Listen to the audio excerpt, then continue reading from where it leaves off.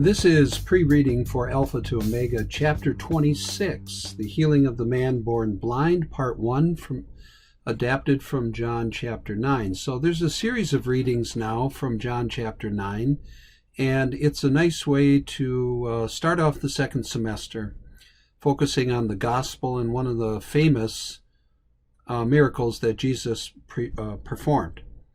Okay, so this is Koine Greek, as the note mentions. It's similar. It's been simplified. Here's the background. On the Jewish Sabbath day, during which no work was supposed to be done, Jesus performed a miracle by giving sight to a man who has been blind since birth. Those who knew the man earlier are amazed to find that he can now see. They ask him what has happened, and he answers them as follows. So this is where our narrative picks up. I'm a big proponent of chunking, not looking at individual words, but groupings of words. So we have a nice chunk right here, okay, this nominative chunk. Ha-anthropos ha-legomenos, this participle, this attributive participle, okay. So here we have a chi, so here's the break in thought, and then we have another verb, okay. So here is the chunk. Actually, I should probably put it here, okay. So ophthalmosmu, tous ophthalmosmu, okay. And he said to me, here that dative, now another break, okay. What form is this? Well, can you anticipate? Can you anticipate? Okay. I'm going to just take my highlighter. I'm going to change color here. Okay, I'm going to take my highlighter and I'm just going to go through and highlight the participles. Okay, as I scan down the text, I'm looking for more participles. There's not a whole lot of them. Okay, schisma. Yeah, okay, so that's basically all the participles we have, those two. So you want to pay attention to them. Okay, one is attributive. This one, no article. So what is it? Okay. Sa. There's your clue as far as tense goes. We have an augment. And in that psa, of course, we have a sigma alpha.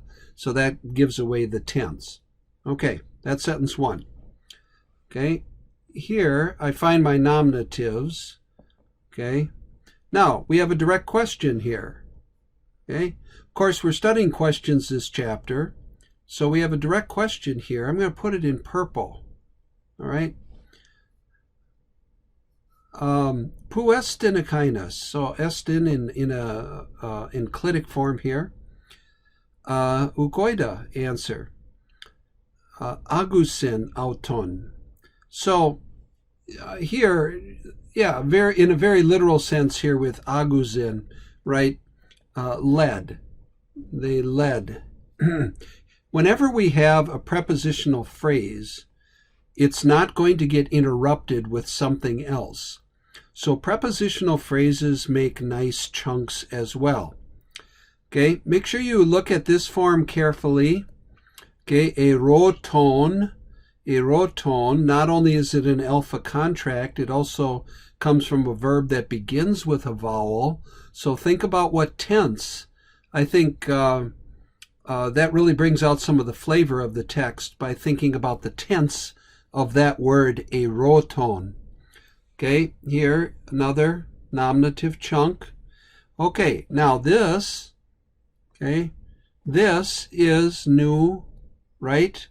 You see the hapos, okay, so that's new from this chapter. Excuse me. What does the omicron tell you? What does it tell you? When we take pos and make it hapos, what does that mean? Okay, ha de ipenautois, okay, a direct quote because it starts with a capital E, okay, ekainos, okay. Here we have mu in the enclitic, again, but really that same phrase as we had up above, up here with mu tus ophthalmus. Okay, here we have the same verb as this one up here, same verb, but it's not a participle. Here we have the same verb, okay, but here it's not the other tense. Okay, what tense is this? Elegan, elegan. Bring that out in your translation. Okay, here's another prepositional chunk. Okay, prepositional chunk right there. Ekton pharisaion tenes. Okay, so it's a partitive idea, if you remember that from first semester, ekton. So Koine Greek often uses ek to express the partitive idea. Okay, now, highlighter again. Well, maybe a different color pen. Okay. Sometimes when the Greek puts the negative first, it's emphatic. So that's what we have here. Uk estin hutas ha anthropas. There's a nice nominative chunk. Here's a prepositional chunk. Okay. Here. Okay. All right. An accusative chunk. Notice again the tense of this verb. Direct question from this chapter, pos. Okay, remember it, echo plus an infinitive. Remember what that means.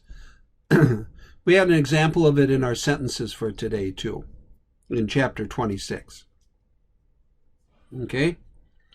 Another chunk, guys. Got to learn to see chunks and not just individual words.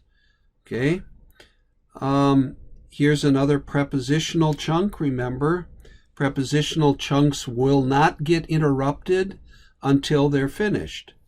Okay. Here is a dative chunk. Okay. Here we have another direct question.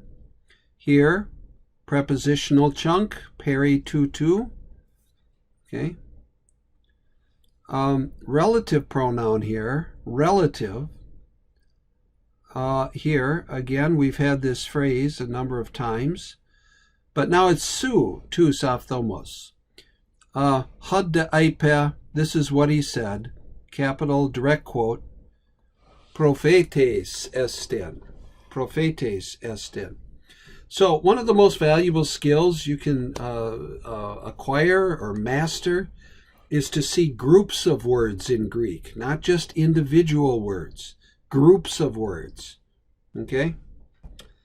So look at the chunking here, and it's easier to deal with 3 or 4 chunks in a sentence than it is 15 individual words.